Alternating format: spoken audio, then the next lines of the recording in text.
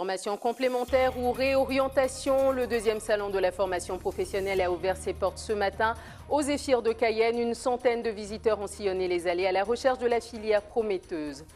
Des élèves de l'école de commerce et de gestion de Matoury en route vers les communes amérindiennes. Un voyage à la découverte et d'entraide. Ils apporteront leurs connaissances de la création d'entreprises aux entrepreneurs locaux. Enfin, les îles de Saint-Martin et de Saint-Barthélemy, dévastées par l'ouragan Irma, tentent de panser leurs plaies. Avec l'arrivée de renforts militaires et une crainte sanitaire autour de l'eau, nous y reviendrons dans ce journal. Madame, Monsieur, bonsoir, bienvenue dans cette tranche d'information. Pour ouvrir ce journal, une formation pour les professionnels, la deuxième édition du Salon de la formation professionnelle, une rencontre à destination des professionnels ou des demandeurs d'emploi qui souhaitent se former ou se réorienter. Aujourd'hui, une centaine de personnes ont fait le déplacement du Zéphyr de Cayenne. Gaël Wassim les a rencontrés pour vous. Regardez. Malgré la chaleur écrasante, ils étaient nombreux ce midi à arpenter les allées du Zéphyr en quête d'informations. Délaissée auparavant, la formation professionnelle a le vent en poupe. Pour beaucoup, c'est un passage obligé pour un changement de carrière. Je viens surtout prendre des renseignements sur les diverses possibilités qu'il y a de se former ou de changer de voie. Voilà. Il y en a quelques-uns qui m'ont intéressé, donc j'ai pris la documentation et puis je vais analyser tout cela. Cette deuxième édition permet de mettre en contact les organismes de formation et les salariés en quête d'informations. L'objectif est de mettre en place un accompagnement personnalisé. L'accompagnement, c'est l'accompagnement technique, c'est monter un projet de formation et évidemment aussi l'accompagnement financier puisqu'on vient financer et soutenir financièrement l'ensemble des actions de formation que souhaitent suivre les salariés ou que les entreprises souhaitent que leurs salariés suivent. Contrairement à ce que l'on pourrait penser, la formation professionnelle ne concerne pas seulement les adultes. Alors il y a les demandeurs d'emploi, il y a les jeunes, parce qu'il y a des jeunes qui ont fait leur rentrée scolaire, mais d'autres pas, qui ne savent toujours pas à l'heure où nous sommes quelle formation ils vont faire. Les entreprises aussi, des personnes qui veulent créer leur propre société aussi, ils peuvent aussi avoir des idées sur place sur ce salon. Parce qu'on a le BTP, on a même une formation pour tout ce qui est massage, shiatsu, on a de la musique, on a des consultants, on a des institutions bien sûr qui sont présentes, mais il n'y a pas un secteur en particulier qui est mis en avant. Nos partenaires, les officiels, c'est le FAFCA et l'OPRF, mais sinon il y a vraiment une très très large palette d'exposants de différents horizons sur ce salon. Le salon gardera ses portes ouvertes jusqu'à ce samedi. Formation toujours avec un voyage de 2 semaines en immersion au cœur du monde amérindien pour 15 élèves de l'école de gestion et de commerce de Matoury. À Kamopi, à Wanari, ils devront aider les entrepreneurs locaux à dresser des business plans pour des projets souvent très originaux comme le lancement d'une pirogue ambulance. Le départ est prévu pour dimanche. Pierre Tréfou les a rencontrés avant leur saut dans l'inconnu. Regardez. Les étudiants de l'école de gestion et de commerce de Guyane vont effectuer un stage en immersion à Kamopi et à Wanari, à la découverte de la Guyane profonde. Ce sont des régions qu'on n'a pas forcément visitées en fait en tant que Guyanais, et c'est vraiment l'idée, c'est vraiment de découvrir et pouvoir échanger avec ces personnes et les aider en fait, puisque nous proposons souvent en fait des business plans à des entreprises et tout, mais nous oublions qu'il y a d'autres communes en fait et des personnes qui ont aussi besoin de notre aide. Ces communes sont plutôt enclavées et qu'elles ont des soucis pour tout ce qui est nourriture et eau et boissons. C'est que c'est plutôt difficile d'accès. Donc c'est pour mieux connaître mon pays et mieux connaître leurs enjeux. Le stage se déroulera du dimanche 17 septembre au lundi 30 septembre et il permettra aux étudiants d'établir des liens avec ces communautés isolées. On va rencontrer des jeunes, on va visiter la commune aussi, et ensuite on doit rencontrer un jeune qui a un projet en fait, et l'idée c'est d'échanger avec lui pour pouvoir ensuite créer son business plan. Il veut créer un projet d'ambulance fluviale je crois, donc ça serait vraiment d'échanger avec lui, prendre les informations et l'aider en fait à mettre en place ce projet. C'est la première année que l'école de gestion et de commerce de Guyane organise cette immersion. Pour la directrice de l'école, cette initiative est nécessaire pour ses élèves. Nous voulons participer au développement de la Guyane à travers les compétences qu'ils acquièrent dans cette école et ça leur fera de l'expérience et du réseau aussi bien entendu, mais surtout de l'expérience et au moins, voilà, ce sera une expérience qui va apporter quelque chose. Un espoir de guérison pour les patients atteints de drépanocytose. En mars dernier à Paris, une thérapie génique a permis de traiter avec succès un jeune garçon atteint de cette forme sévère d'anémie chronique. C'est une thérapie longue et encore difficilement applicable en Guyane. Une conférence d'information justement aura lieu demain matin à l'hôtel territorial. Les explications de Françoise Bernaudin, hématopédiatre à l'hôpital intercommunal de Créteil, au micro de Pierre Tréfou. C'est une maladie génétique, une maladie du globule rouge. Le globule rouge, c'est ce qui transporte l'oxygène au tissu. C'est l'hémoglobine qui transporte l'oxygène au tissu. Et dans la drépanocytose, elle est remplacée par une autre hémoglobine, l'hémoglobine S, qui, dans certaines circonstances, manque d'oxygène, va polymériser, cristalliser à l'intérieur du globule rouge, qui du coup va se déformer. Et au lieu d'être tout souple et de pouvoir se faufiler dans les petits vaisseaux, il va se coincer dans certaines conditions. Et le tissu en aval va être mal oxygéné et ça va déclencher des crises douloureuses. Il y a aussi le traitement donc, par la greffe de moelle osseuse, qui est le seul traitement qui permet vraiment d'obtenir une guérison. Et les chances de guérison sont très importantes en situation identique, à partir d'un frère ou d'une sœur identique. Les chances sont de plus de 95% de chances de guérison. Et d'avoir ensuite une vie normale, avoir une qualité de vie normale et une très bonne intégration socio-professionnelle.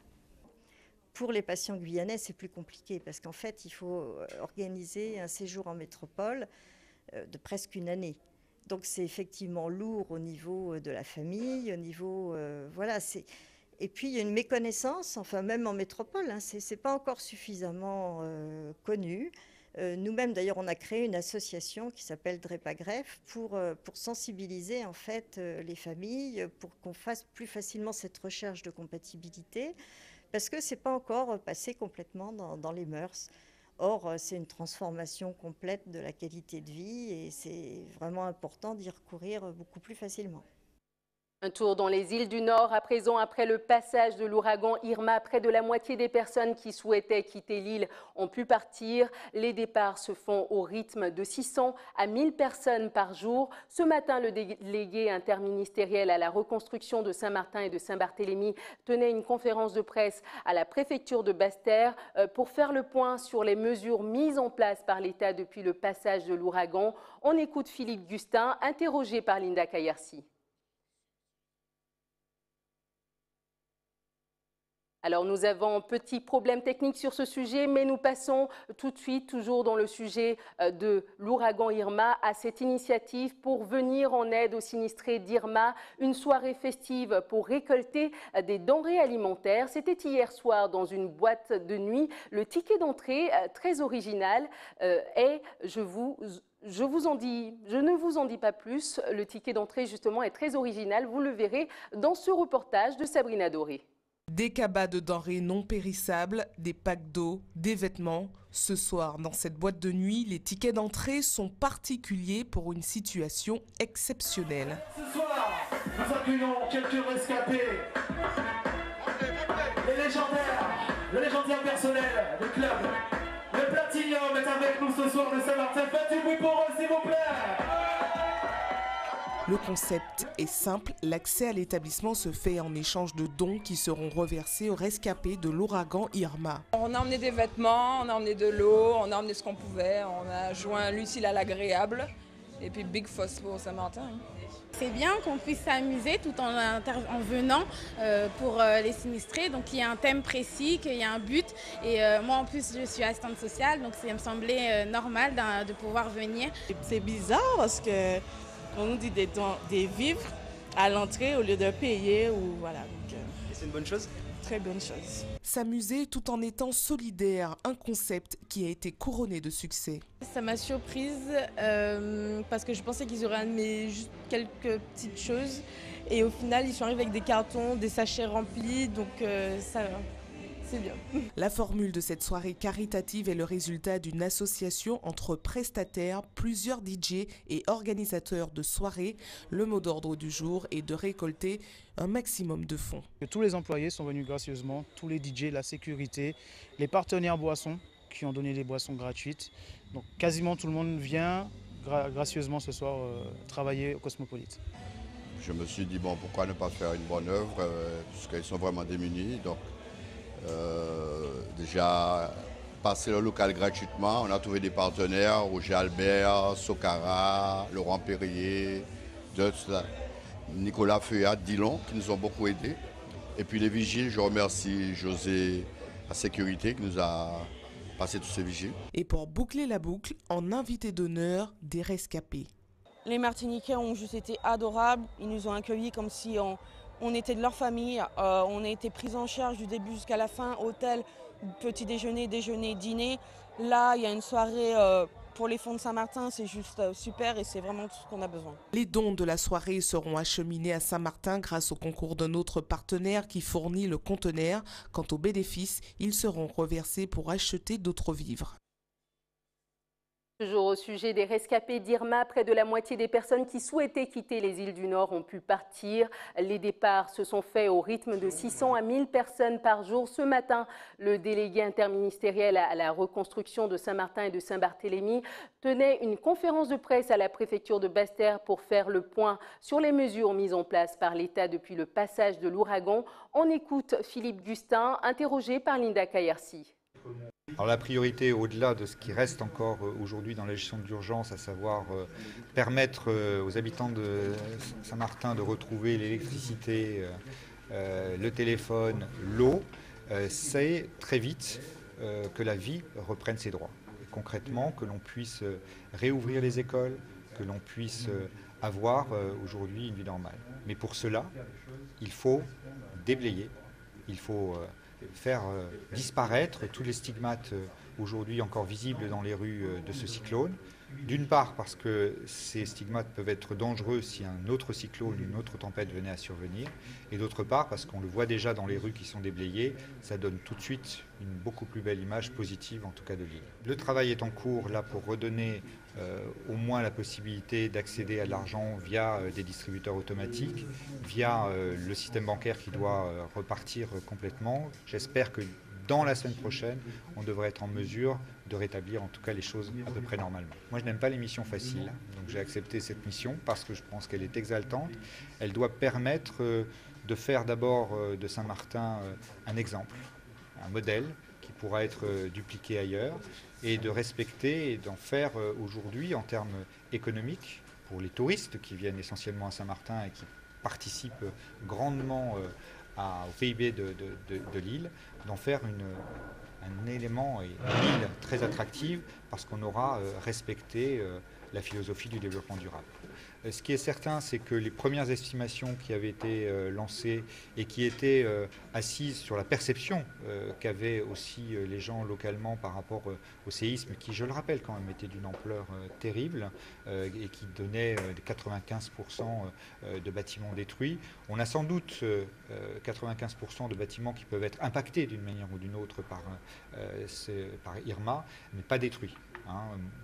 Sur le petit échantillon, puisque j'ai visité quand même déjà pas mal de bâtiments publics, là pour le coup, on serait plutôt sur 20-30% maximum de bâtiments publics réellement détruits et nécessitant vraiment une reconstruction complète. Pour le reste, on est à la fois sur des bâtiments qui ont tenu le coup, je parle toujours des bâtiments publics, et d'autres qui vont nécessiter quelques réparations qui permettront de les rouvrir très rapidement, et ces réparations doivent être exercées et faites par les artisans locaux, et nous allons mettre en place des structures pour leur permettre de le faire très rapidement. Quelques rescapés de l'ouragan Irma de retour sur leur île de Saint-Martin découvrent l'état de destruction. Au reportage de nos confrères de TF1. Cela fait une semaine qu'Adèle tente désespérément de rejoindre son île, comme il l'appelle.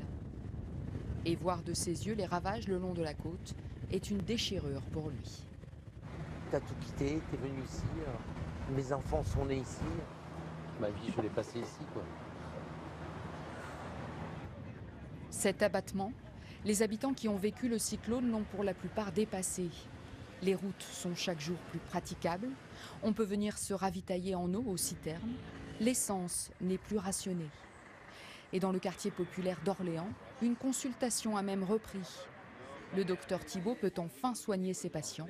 Ce médecin a trouvé le moyen de récupérer des médicaments par les canaux officiels, mais pas seulement. La moitié d'entre eux viennent de l'hôpital par mes propres moyens et l'autre moitié, ça a été amené par le pharmacien des pompiers. Plus quelques patients qui m'ont ramené des stocks qu'ils ont récupérés, des pillages, hein, bien sûr. Soulagement pour la jeune Garicia. Son fils de 3 ans, Mathéo, peut enfin être pris en charge. Ça fait depuis la semaine dernière qu'il est à la terre. De l'eau sucrée, petite quantité souvent. Petit à petit, le quotidien s'améliore. Et hier soir, une magnifique surprise attendait les habitants d'Orient Bay. On a l'électricité. Ça va permettre d'avoir un frigo, d'avoir la climatisation, d'avoir des douches.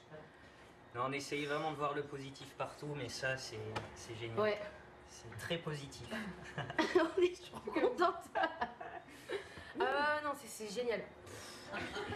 3 heures plus tard, premier dîner à la lumière pour Gabriel, Mathieu, Bérangère et leurs amis, tout à leur joie. Demain, 16 septembre, commencent les 34e journées européennes du patrimoine. Pour en parler ce soir, nous recevons Sergine Boutrin. Bonsoir. Bonsoir. Merci d'avoir accepté notre invitation. À travers la France, 17 000 monuments dans toute la France ouvrent leurs portes au public pour ces journées du patrimoine. Vous aussi, vous suivez le mouvement. Qu'est-ce que vous proposez au musée de n'importe quoi? Alors, on participe donc aux journées du patrimoine. Tous les ans, on en fait 2. On en fait un sur le matrimoine et un sur le patrimoine. C'est juste un jeu de mots. Et demain, on propose donc des ateliers. Au départ, on fait un petit déjeuner créole. Après, on propose des ateliers de peinture sur tissu, sur calebasse, sur papier. Après, on fait un atelier convoué. Le convoué, c'est le tissu guyanais qu'on fait à partir de plein de morceaux, en assemblage. Et ça s'appelle le convoué. Ensuite, on a un atelier donc peinture, couture. L'après-midi, on recommence avec une initiation à la langue kaligna. Ensuite, il y a une conférence sur les richesses de Guyane.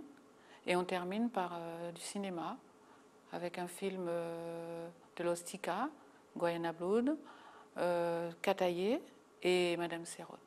Alors, 3 projections. La Guyane est un pays, un territoire riche d'histoire. Il y a eu les peuples premiers, l'esclavage, également le bagne, l'immigration asiatique. Qu'est-ce qu'aujourd'hui vous pensez qu'il faut laisser comme mémoire aux générations présentes et à venir guyanaises? Un peu de tout. Et c'est chacun qui apporte sa pierre en faisant des événements comme nous on fait tout le temps. C'est une façon de laisser une trace, de dire aux gens, voilà, il y a eu ça, ça et ça, et de parler d'avenir aussi, parce que bon, le passé, c'est le passé, mais il y a tout un tas de choses à mettre en place pour justement avancer autrement. Alors vous, la semaine dernière, vous avez entamé les journées du patrimoine avec... Il y a 3 semaines. 3 semaines. Les journées du patrimoine avec les journées de matrimoine. Est-ce que c'est un engagement féministe, un peu pour un pied de nez pour les journées du patrimoine, toujours tourné vers... Un engagement féministe, je ne sais pas, mais je trouve que beaucoup de choses, on a l'impression que les femmes ne sont pas rentrées dans l'histoire, comme dit Sarkozy, par rapport aux Africains, ce qui est une hérésie. Donc c'est aussi pour rigoler. Pourquoi toujours... Non, je trouve que c'est bien de parler des journées du matrimoine. Vous saviez qu'à Toulouse, il y a d'autres femmes d'associations qui avaient choisi pour samedi les journées du patrimoine également, du matrimoine également, parce qu'elles disent, elles ont remarqué que 3% seulement des noms de rues rendent hommage à des femmes. C'est vrai. Aujourd'hui, quelle femme guyanaise peut-on retenir en tête pour les générations présentes et à venir? Tu as Taubira, tu as Berthelot, tu as Sergine Boutrin. De toute façon, avec l'association et l'Ostika, ça fait 5 ans que chaque journée de la femme, on change le nom de certaines rues de Cayenne. Là, on a mis une nouvelle pancarte devant le musée de Madame Payet, parce qu'elle avait un nom africain, qui était Susanna Mambo, épouse Payet, donc on a changé la plaque aujourd'hui. Enfin, on a changé la plaque. On en a mis une en dessous. Je trouve que si les femmes, justement, ne restent pas... Il ne faut pas qu'on reste dans l'ombre, ni accepter que ce soit les autres qui vont amener une amélioration dans la réflexion, puisqu'on est quand même dans un monde, quand tu regardes le monde politique, c'est énormément d'hommes. Et si nous, on reste derrière, on ne prend pas la place, parce qu'en fait, les autres ne vont pas nous laisser la place si on ne la prend pas. Donc, prenons la place, faisons ce qu'on a à faire. Donc, avec l'association, qui est quand même une association pratiquement féminine, on prend la place, on assoit notre participation à l'évolution de la Guyane. Alors justement sur l'association Audace qui porte également le musée du n'importe quoi, vous existez depuis quelques années en Guyane. Pour ceux qui ne vous connaissent pas, ils ne sont pas très nombreux. Rappelez-nous un peu ce que vous faites dans l'association. L'association existe depuis 30 ans. Le musée, on fait 30 ans ou 20 ans 30 ans. Depuis longtemps. L'association existe depuis 30 ans, le musée depuis 10 ans. Et ce qu'on fait beaucoup d'actions culturelles dans tout, au niveau de la peinture, de la lecture, etc. quoi. Un tas de choses. On fait tout le temps des ateliers aussi d'initiation. On a fait on a mis en avant énormément le cinéma d'Afrique, qui est méconnu, qui est quand même pas mal méconnu. Le cinéma d'Afrique. Là maintenant, on met un peu l'accent sur le cinéma de Guyane, parce qu'il y a un tas de gens qui quand même réalisent des films ici, et c'est l'occasion de les mettre en avant, de parler d'eux. Au niveau de la musique aussi, on a aussi organisé des concerts. Enfin, tout ce qu'on peut faire au niveau artistique. On l'a fait. On avait fait un truc qui avait beaucoup bouleversé les gens. C'était une exposition sur l'érotisme et la pornographie. Ça avait gêné les gens. On l'avait fait 2 années de suite. On parle de sujets humains, de sujets qui intéressent l'être humain, c'est tout. On n'est pas là pour... même si l'association s'appelle Audace, ce n'est pas pour choquer, c'est juste pour interpeller, dire tiens, au fait, il y a tel truc, et si on mettait... Mettons l'avant l'audace, voilà. Allons dans ce qu'on a envie d'être, ne se cachons pas, quoi. Alors en Guyane, 14 animations sont prévues pour ces journées du patrimoine durant tout le week-end. Il y aura donc dans toutes les communes de Guyane des événements. Il y aura, tous ces événements sont à retrouver au www.journée-patrimoine.com et également des événements au camp de la transportation, dans les bibliothèques, dans les carbets de transmission d'Antekumpata à Maripasoula. Tous ces événements, est-ce que vous pouvez juste rappeler, vous, les événements que vous organisez demain et dimanche au musée demain de seulement, quoi. samedi seulement. Non, c'est pas mort, c'est samedi seulement. Samedi seulement, d'accord. Donc, alors, atelier peinture, couture, tambour. Ah oui, atelier tambour aussi, j'ai oublié. Important. Atelier tambour le matin. Petit déjeuner, peinture, couture, tambour. L'après-midi, langue kaligna, conférence avec Candace Amani et à 19h quand la nuit tombe, cinéma. Venez avec vos chaises parce que...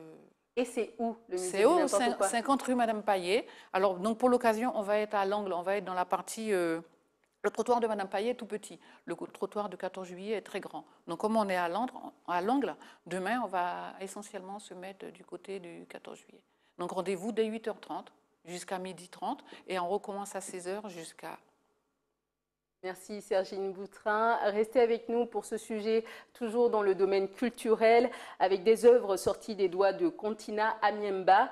C'est un artiste qui travaille le bois d'ébène et son travail porte l'empreinte de la culture Saramaka. L'artiste expose ses œuvres en ce moment à l'Office du tourisme de Cayenne jusqu'au 30 septembre. Reportage de Pierre Tréfou.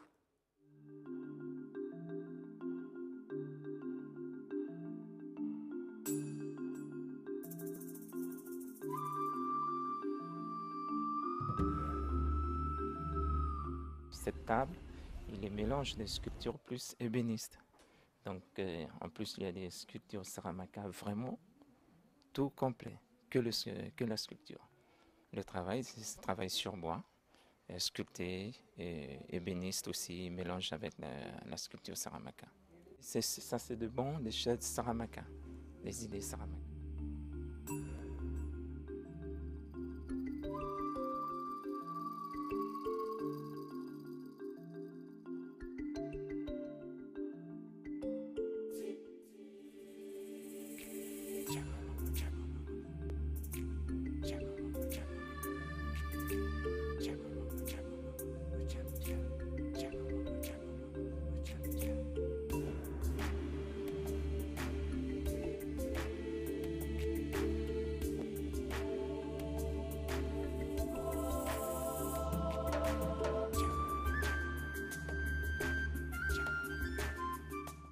Pour clore ce journal, l'actu politique du jour, Serge Smock a composé son équipe municipale, 10 adjoints parmi lesquels Bernard Pédry, un proche de Jean-Pierre Roumillac, ancien maire de Matoury. Le poste de premier adjoint revient à Yolande Cademart, une élection des adjoints qui intervient dans une atmosphère de défection. En début de semaine, le secrétaire général du PSG, Roland Léandre, a prononcé l'exclusion de Serge Smock du Parti socialiste en raison de ses alliances avec l'Union des sociaux-démocrates. Nous écoutons le maire de Matoury au micro de Gaël Wassim et de Pierre Tréfou. Nous sommes dans la démocratie et les collègues, les différentes composantes, ces gens au sein du Conseil étaient libres de poser une liste ou pas.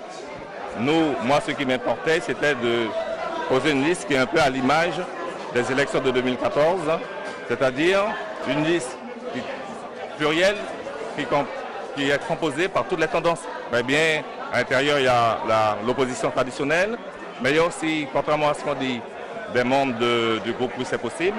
Il y a aussi des membres du PSG, d'ex-PSG. Voilà, donc c'est vraiment une composante qui rassemble et qui me donne l'espoir de pouvoir, avec tous, continuer, poursuivre ce qui a été commencé, afin de réaliser donc, des projets qui sont donc, à la hauteur des aspirations des Matoyennes et des Matoyens.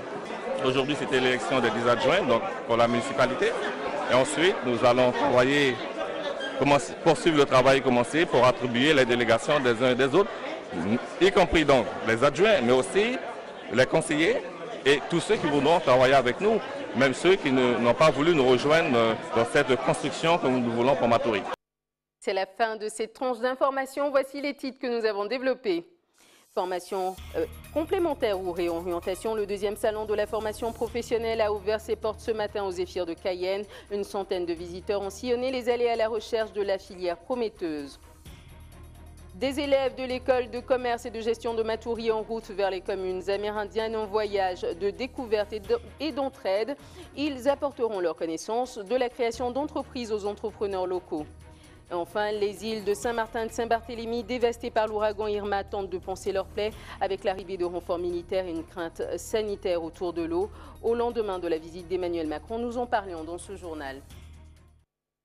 Merci de nous avoir suivis. Prochain point de l'actualité dans quelques instants avec nos confrères de BFM TV. Je vous souhaite une excellente soirée sur ATV Guyane.